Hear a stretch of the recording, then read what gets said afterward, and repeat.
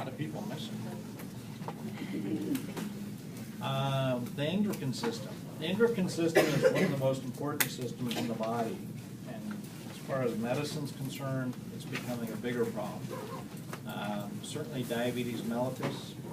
I read the other day that I think it's 45% of people over 50 years have type 2 diabetes, and they're projecting, I think by 2020 or 2030, that somewhere around 80% of the population will have diabetes mellitus. That involves the pancreas, and there are a number of other endocrine disorders associated with the pituitary gland, the thyroid gland, certainly growth hormones are a big topic. So we're going to look at all the endocrine glands, endocrine organs, and what they do today. This picture shows all of the endocrine organs. You can see that the main regulatory system of the endocrine system is the hypothalamus. It produces two hormones which are stored in the posterior pituitary. Those are called antidiuretic hormone and oxytocin. And it produces 6 regulatory hormones that regulate the anterior pituitary. The anterior pituitary is the main gland that releases those hormones under the control of the hypothalamus. And you can see some of the hormones there: adrenocorticotropic hormone, ACTH, follicle-stimulating hormone, growth hormone, luteinizing, melanocyte-stimulating hormone, prolactin, thyroid-stimulating hormone. These are all anterior pituitary hormones regulated by the hypothalamus. And then I mentioned posterior pituitary hormones are oxytocin, antidiuretic hormone. Those are only stored in the posterior pituitary and then released when the body needs them. Other endocrine glands are the thyroid gland, which produces calcitonin and thyroid hormone. And on the posterior surface of the thyroid are the parathyroid glands. Usually 4 little nodules, but it can be 6 or 8. It's not a definite number. The thymus is an endocrine organ, produces T lymphocytes, and it secretes thymopoietin and thymosin. The heart produces a hormone called atrial-natriopeptin, or atriopeptin, and that regulates the plasma volume, or blood vascular volume. The adrenal glands, or suprarenal glands, reside just above the kidneys. They produce a number of hormones. Amongst some of the most important are the corticosteroids, which are hormones that respond, the adrenals release in response to stress and anxiety. The stomach, the intestines, produce a number of different hormones. The pancreas produces glucagon and insulin. Those are the 2 principal hormones involved in regulating blood sugar. The kidneys produce erythropoietin and renin, as well as calcitriol and the synthesis of vitamin D. And then the gonads, the testes, produce testosterone and inhibin, and the ovaries produce progesterone, estrogen, and inhibin. So we're going to look at all of those, other than the gonads. We'll look at the gonads today. We'll look at those on Monday. Now the endocrine system, remember way back we had an assignment and said, what are the 2 regulatory systems in the body? One was the nervous system, which is very rapid, immediate turn on, immediate turn off. The other is the endocrine system.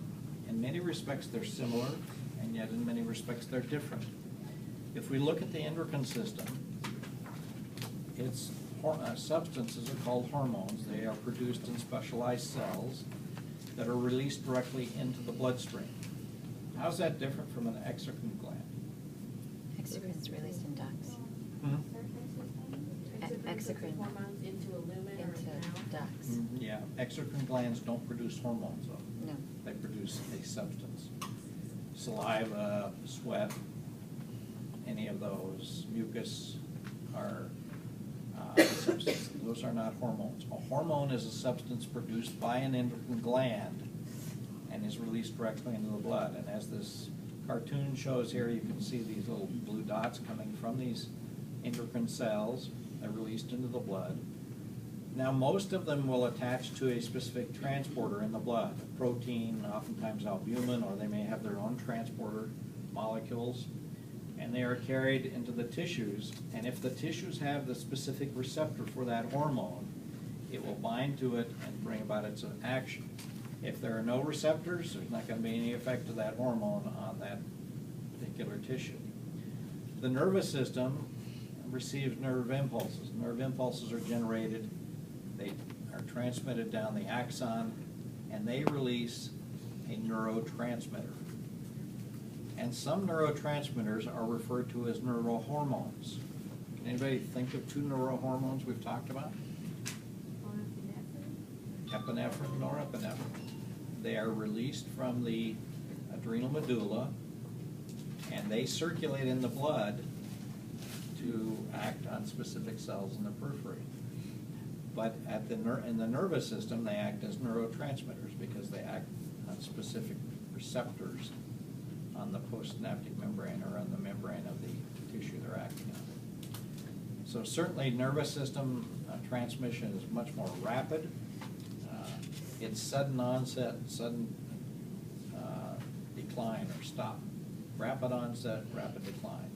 Whereas endocrine system is slow to occur, may take weeks, days to occur, and it's going to be very prolonged in its effect and slow to terminate. Here's a comparison between the endocrine and nervous system.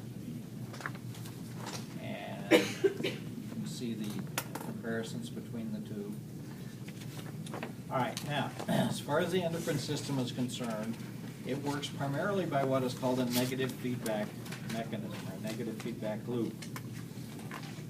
If you think about the thermostat in this room, when it's probably set at, I don't know what it's set at, probably 68, it was told us from it sometimes, but let's say it's set at 70 degrees. When it gets up to 72 degrees, what does it do? It shuts down and kicks on the air conditioning. That is a negative feedback. So in the endocrine system, when the hormone level comes to a certain level, it can feed back and stop the increased release of additional hormones.